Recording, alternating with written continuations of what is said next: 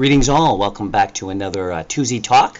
Today we're going to be looking at English grammar, and in particular we're going to be looking at tense and aspect elements in grammar.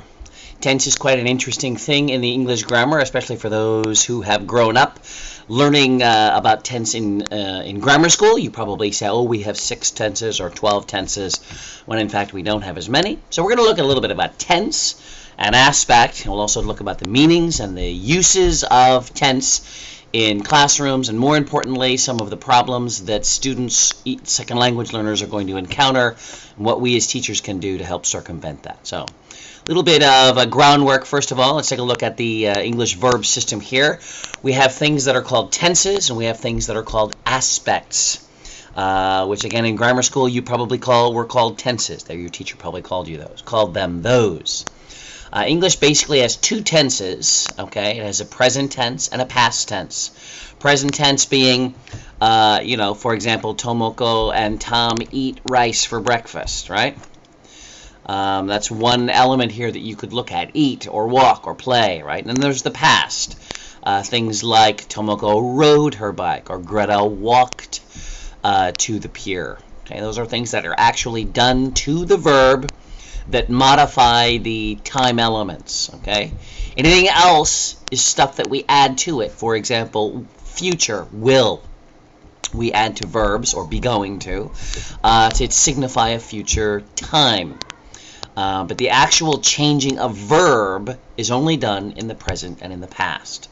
And so typically, though, when you're teaching or when you're learning about language, you talk about the 3 tenses, past, present, future, or you may also talk about the progressive and the perfects. But in actuality, all of these other ones are called aspects. So when we look at the aspects of language, right, we have 4 basic aspects for language. And those are your simple, okay, what we would call present, no aspect added. We have the perfect, which has the have plus en or have plus ed aspect added to it. The progressive, which is be plus ing, and then the combination of the 2, which is present progressive.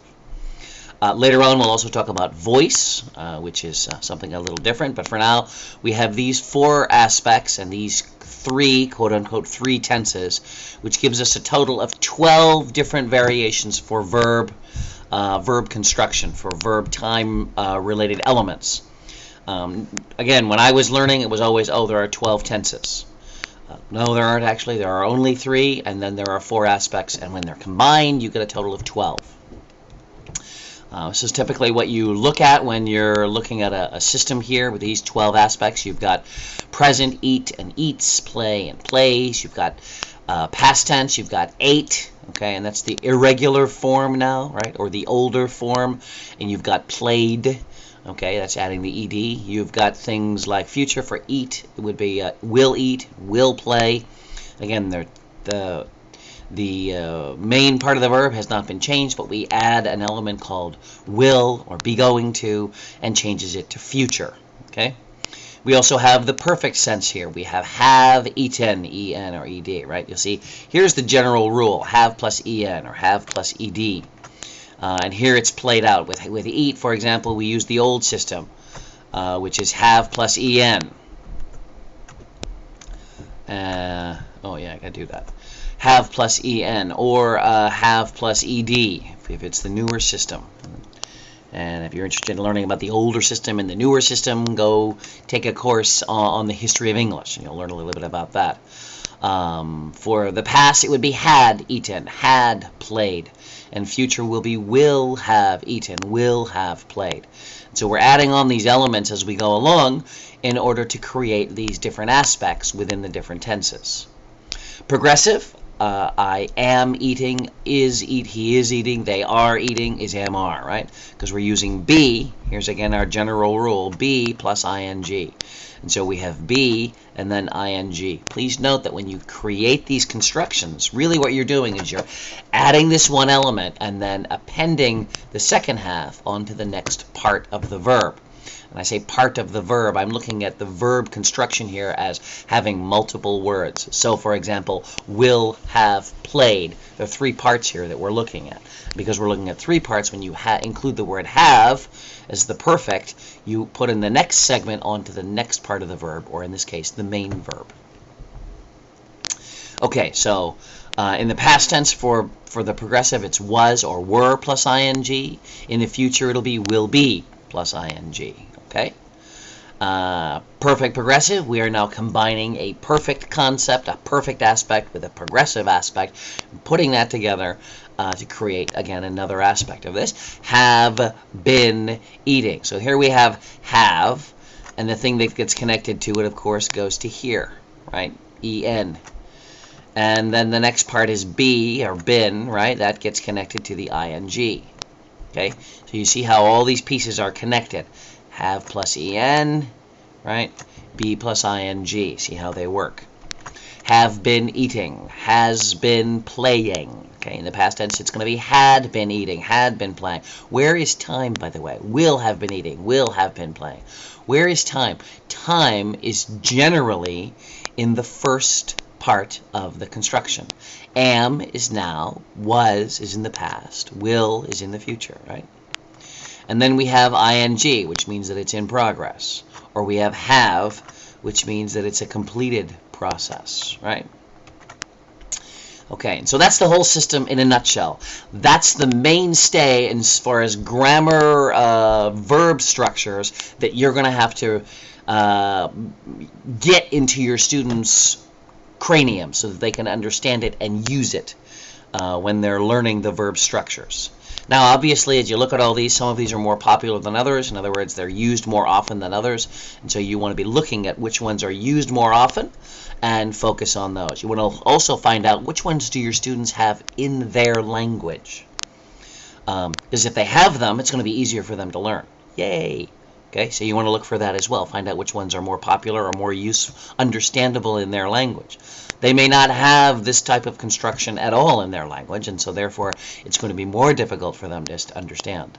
One more thing to note.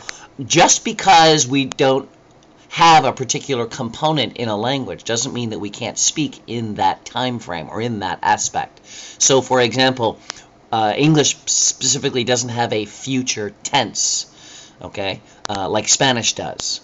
Spanish, for example, if I say, I will speak, in Spanish you would say, yo hablaré, H-A-B-L-A-R-E, right? That's just adding an E onto the end of the main verb and it becomes future. It's a tense. Well, we don't have that, but we add the word will. And because we can add the word will, we can still speak in the future tense. If your students have aspects that don't exist in their language, it's okay, they can still understand it. But the construction of that is going to be somewhat difficult for them because it's not in their original, it's not in their language. Okay, that's all I meant. Anyway, that's the whole kit and caboodle. Now I want to walk through just the uses of these, tenses and aspects, typical uses of them, so that you, when you're working with your students and they'll say, well, why is it this way? You can talk a little bit about how they're used. So, for example, if an event is habitual, right? Jen takes the bus to school on Mondays. Takes. Why? Because she does it all the time. Do it all the time, then it's going to be present tense. Or something that's timeless. And when I say timeless, I really mean without time. So, for example, 2 and 2 is 4. 2 and 2 is 4 is the same yesterday, today, and tomorrow. Time is irrelevant to the fact of 2 and 2 being 4. So if you're dealing with something that's timeless or time irrelevant, you're going to use the present tense. Okay? And there are a lot of those that are out there. A lot of things in science, a lot of things in math, a lot of things that are abstract. For example, someone might say, love is blind. Well, I'm using the present tense. Or why? Because it's timeless. Time is irrelevant to it. It's not an event that's in time. Or even a concept that's in time. All right, next one here is that it's a state of being. Ted is a reader. Okay, it's describing his condition, his state of being. We know your name. Again, that's not talking about my state. My current condition is that I have this particular knowledge, right? This girl is mine. Again, I'm talking about a state. Okay. We could talk about dependent clauses with the future in the main. I will start the movie after you get in your seat. Okay. So whether it's get and then in your seat or get in and then your seat, we'll talk about that a little later. Get is now in the present tense because I have, in the main sentence, I have a future will, right? Pre-planned future. I love this. I do hope that we talk about using be and will in the future tense, in future events a little later on in the semester. But for right now, when you've got a pre-planned future, you can use the present tense. All right, I cannot come. I drive to Atlanta on Monday. I drive to Atlanta on Monday is that I've planned this in the past, right? It's pre-planned, something that was planned in the past, but something that I'm going to be doing in the future, right? And so that's another way to use the present tense. A current event, okay? In other words, you're kind of like describing it as it's going. He comes to the house, right? And then he comes to the house, and I'm watching him do this, right? You could be doing it in a narrative as well, or what the textbook calls the historical past, right? And so you're making up this story, okay? And so then, Jen was doing this, and then Jen looks in the window. Okay, but it's an old story. It happened in the past. You're to reliving it type of thing. And you could use the present tense there. There are a number of reasons to be using the present tense, right? Number of reasons to be using the past tense, right? The single past event. Al drove Jen to the party last Tuesday. A habitual event, right? Well, they made me, lunch for us every day last semester. Okay? In my opinion, these two really aren't, I don't really need to make a difference between these two. I know that Sils Maria Larson Freeman do. I don't see a reason to do that. There'll be others in later on as we move on here. I don't see a reason to even make the distinction, because in my mind it's going to be something else, and I'll show you that soon. Past states. Jill seemed to like making us lunch. Okay, that's her past condition, and I'm looking back at it and I'm saying that that's her condition. Unreal present conditional.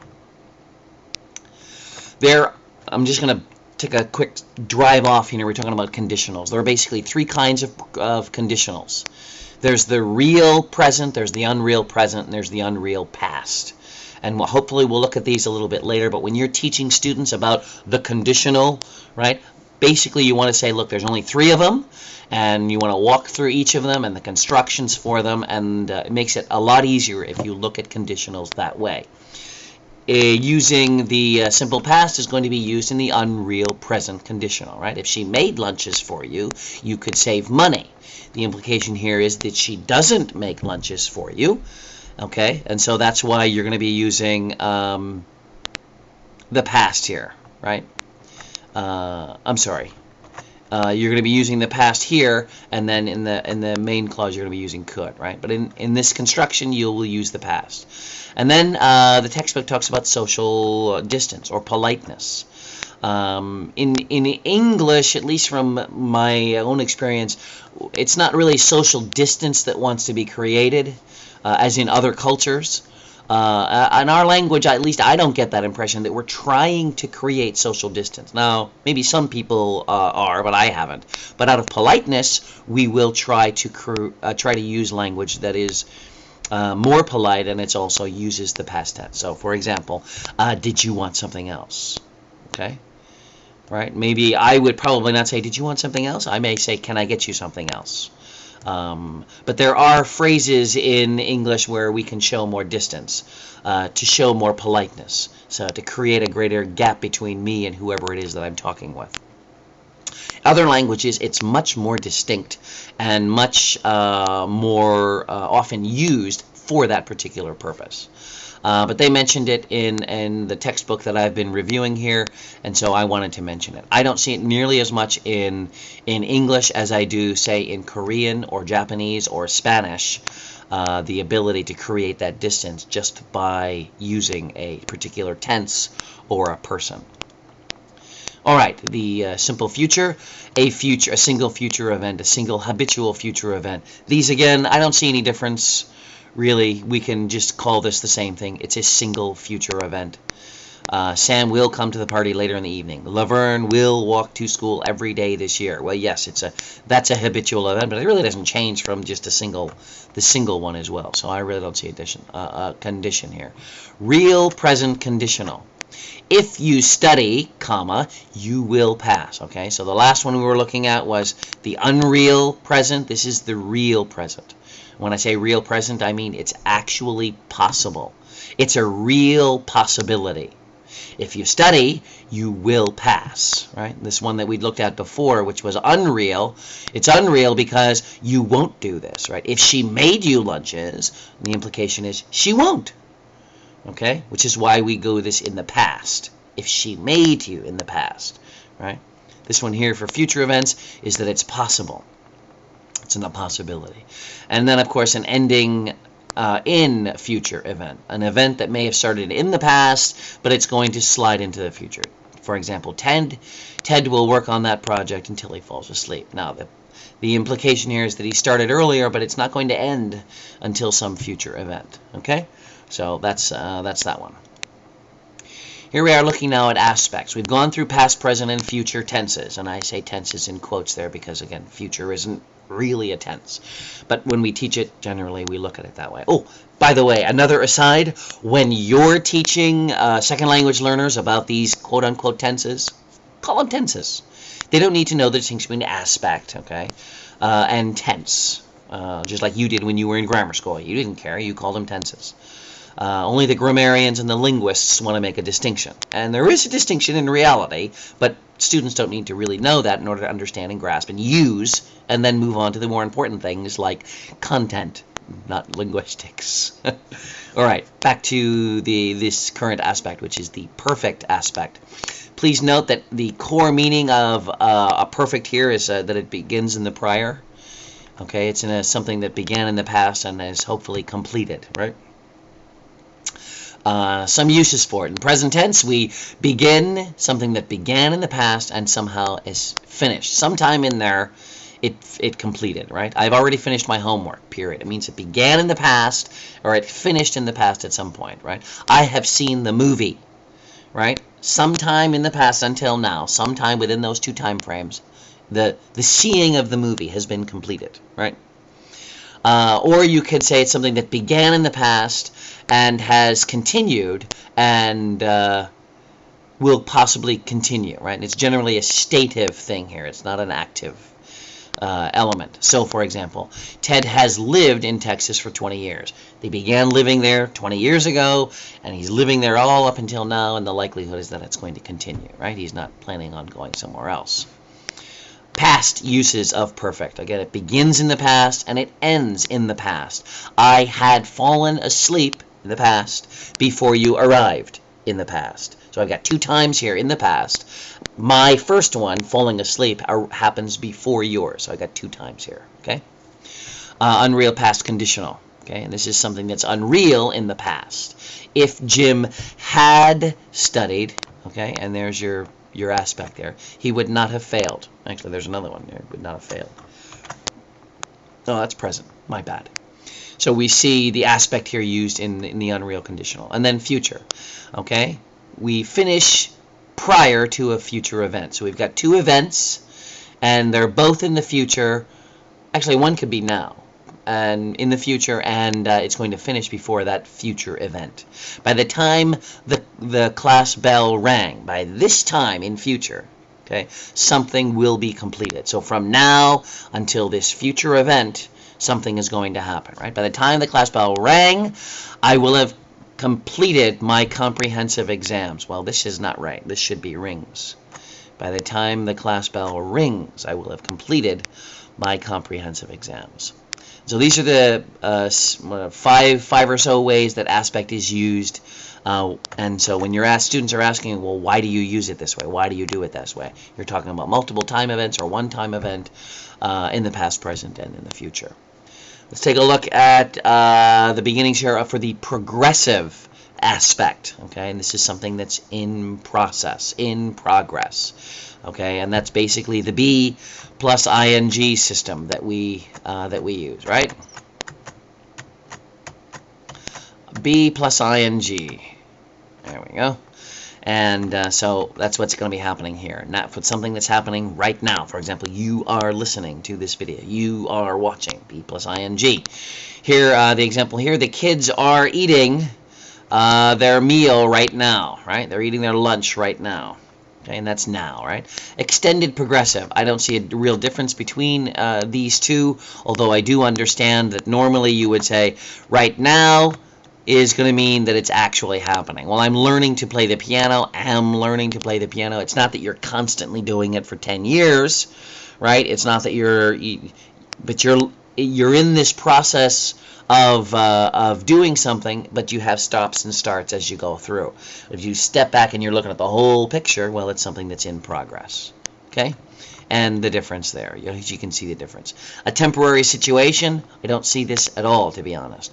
We are waiting to hear from the doctor. We are waiting is a temporary thing. That may be true, but I can still just explain this by saying it's in progress. We are in the process of waiting right now. Whether it's temporary or not doesn't really matter to me. I don't know how or why it would matter to students. But again, it was mentioned, so I'm bringing it up here. I don't agree with it. I don't see any need for it. A repetitive event. Tam is moving the chess pieces on the board. Okay, he's repeatedly moving these things.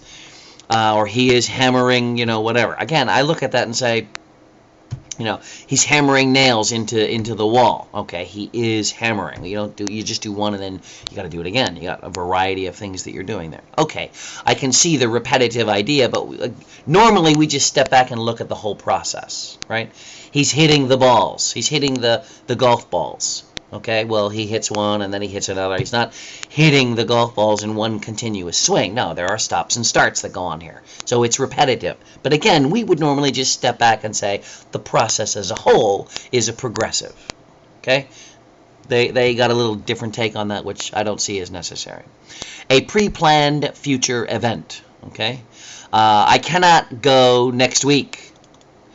Okay, because I'm taking my sister to the airport. I am taking my sister to the airport. Whoa, back the truck up.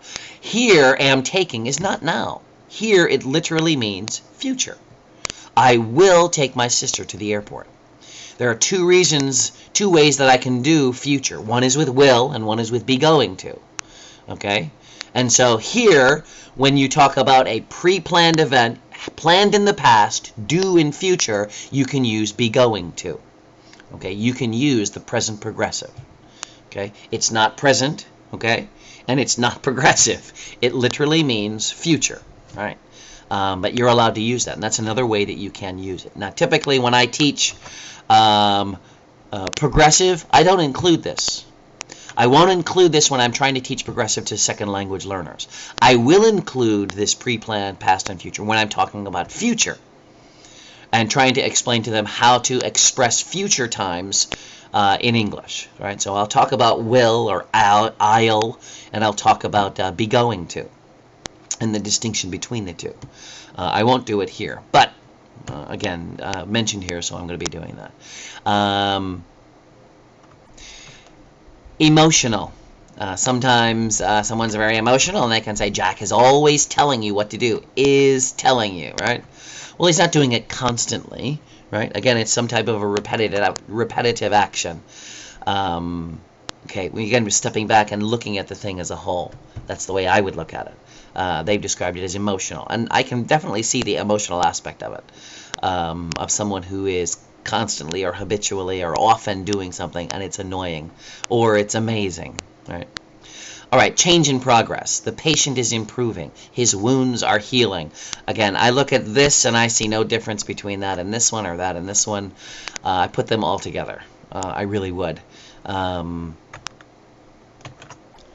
Okay, let's move on to the past and future progressive aspects. We're doing the same types of things we did before. It's going to be something that's in progress in the past. For example, Fran was swimming as hard as she could. Was swimming, right? One-time event.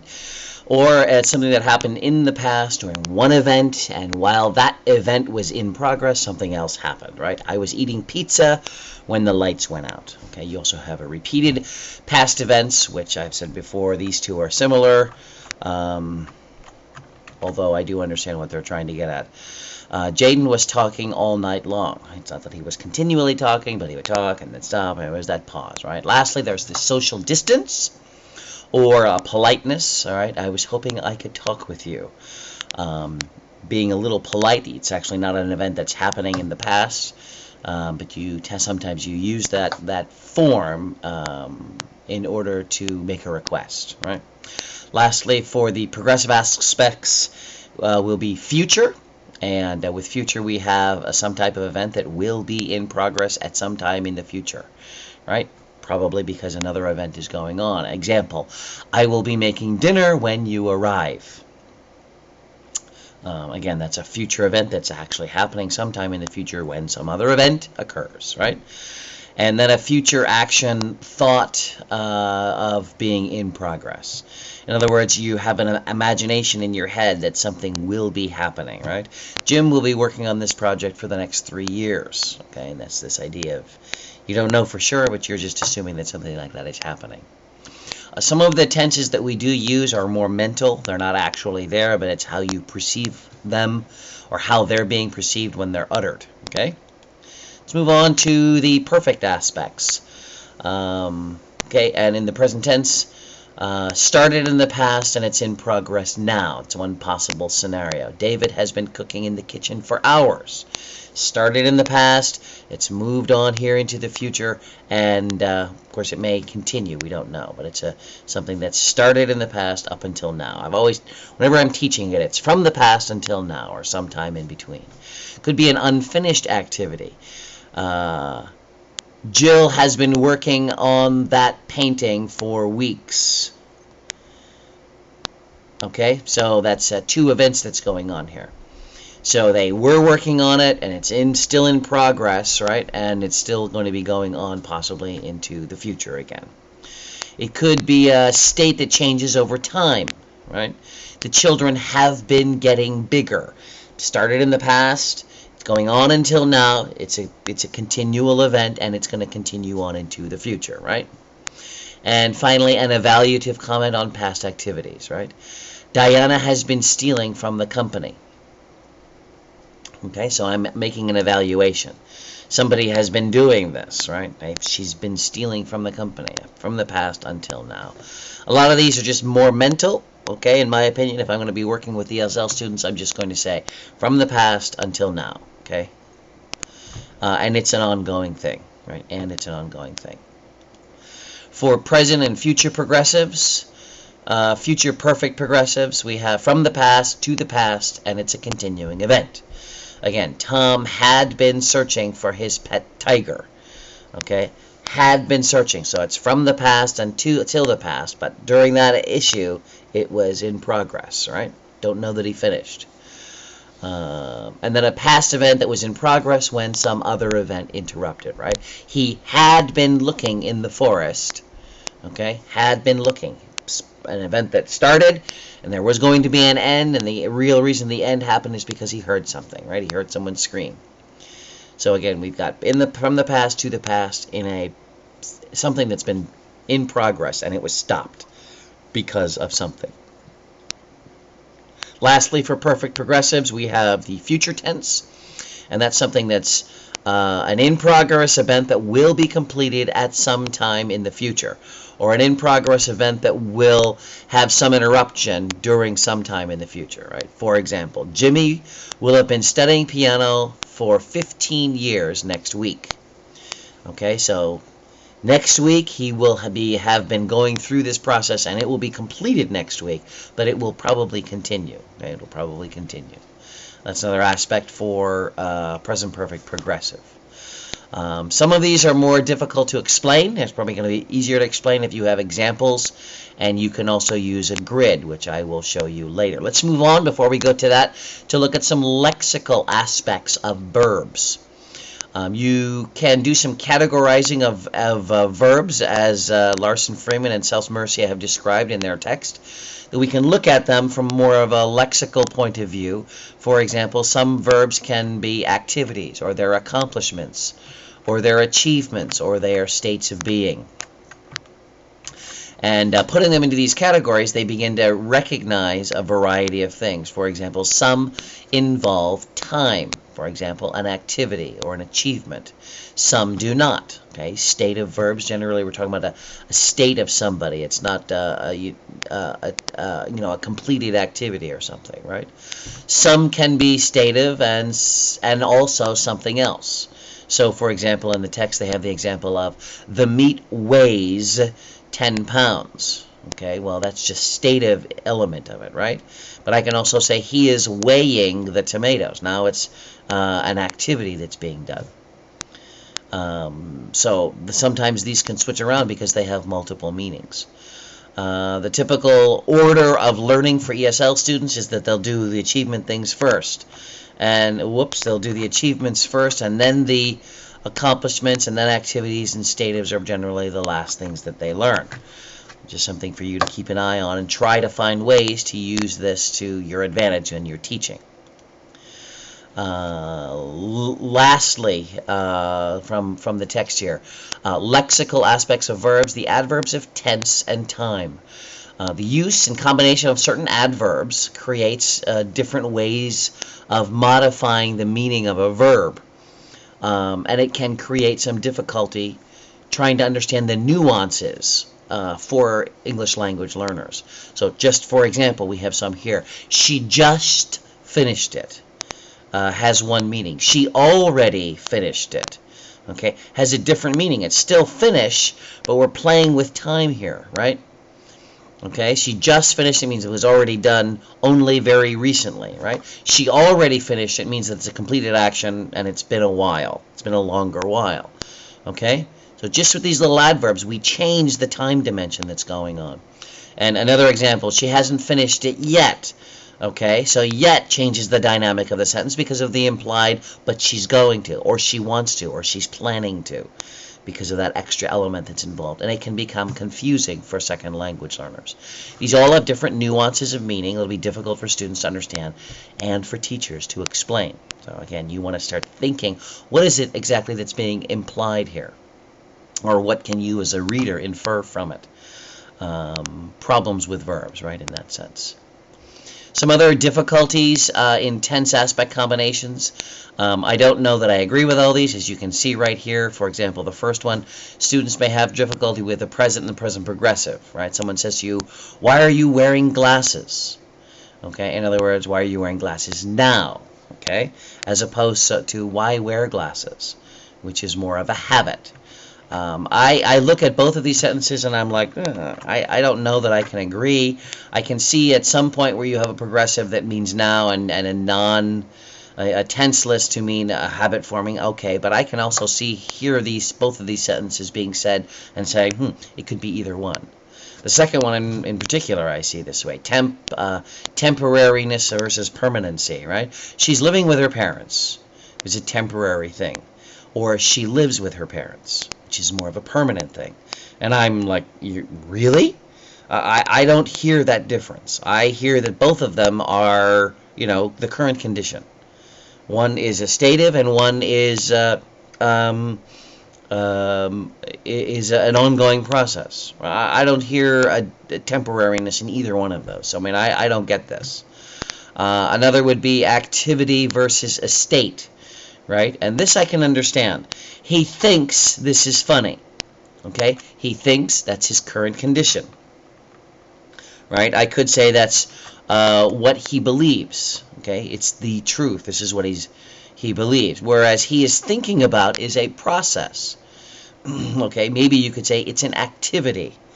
And those are different. I can see that one where you have two different mindsets going on here.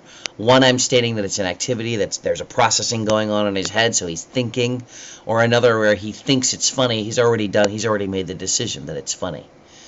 Right? It's now hit the state of his mind. I can see those differences. But others, I think, are more tense related. The material we've been looking over talks about all these 7 things: present perfect versus present perfect progressive, simple past versus simple present. All of these have sentences that where you can say, well, it could mean this or it could mean that, and students might have some difficulty with this. I really believe that a lot of these are going to be dependent on your students, their first language, and their second language ability.